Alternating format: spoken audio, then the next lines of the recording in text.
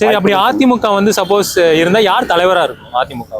ரெண்டு பேத்துக்கு வேலைக்கு ஆகும். ரெண்டு பேத்துக்குமே வேற யாராச்சும் எடுத்து கொடுத்துருங்கப்பா. ஆனா அவங்க ரெண்டு பேர்த்துக்கிட்ட கொடுக்காதீங்க. ஏன்னா இப்ப ரெண்டு பேரும் வந்தாலும் ஒத்துமையா வந்துட்டேன்னு சொல்லிட்டு பேச்சுவார்த்தை நடத்தி உள்ள வந்துட்டாங்கன்னா திரும்பி ஒரு 6 மாசம் இருக்கான்னு அதுக்கு முன்னாடி வந்து ஓபிஎஸ் என்ன பண்ணுவாரு, அவர் இவரை சொல்லி கேட்கறட்டி தாம் பவர் காட்டணும்னு நினைப்பாரு, தான் மெஜாரிட்டியை காட்டணும்னு நினைப்பாரு, இவர் தான் மெஜாரிட்டியை காட்டணும். திரும்பி ரெண்டு பேரும் உள்கட்சி பூசலா தான் இருக்குமே தவிர மக்களுக்கு எதாவது செய்வாங்க. ரெண்டு பேரும் இவங்க அடிச்சுட்டே இருந்தா மக்களுக்கு என்ன பண்ணுவாங்க?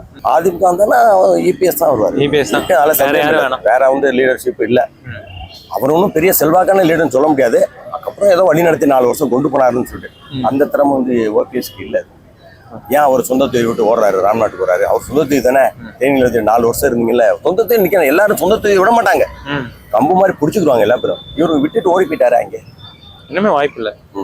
அம்மா இருந்த போது உள்குழப்பம் எதுவுமே கிடையாது. கரெக்டாக அவங்க இருந்தாங்க, அவங்களுக்கு எல்லாமே செயல்பட்டு இருந்தாங்க. அவங்க எப்போ போனாங்களோ அப்பயே பிரச்சனை ஸ்டார்ட் ஆயிடுச்சு.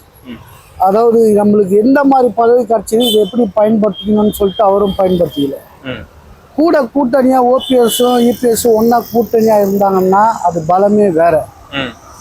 கூட்டணி உடஞ்சி இப்போ 4ஆக பிரிஞ்சுக்கிறாங்க. 3ஆக பிரிஞ்சுக்கிறாங்க. ஓபிஎஸ் இபிஎஸ் அந்த அம்மா தனி, அப்புறம் இப்போ நான் செங்கோட்டையும் தனியாக போகிற மாதிரி இருக்கு. இந்த சூழ்நிலை இருந்தால் பக்கத்தை ஏடி வந்தக்காரன் அந்த கட்சியிலே ஊர்னவன் யாருக்கு ஓட்டு போடுவோம்?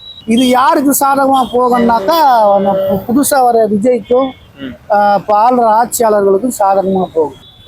இப்போ திமுகவில் அதிமுகவில் பாதி பேர் 2ஆக பிரிச்சுட்டாங்க. ஒன்று எடப்பாடிக்கு, ஒன்று ஓபிஎஸ்ன்னு பிரிச்சுட்டாங்க.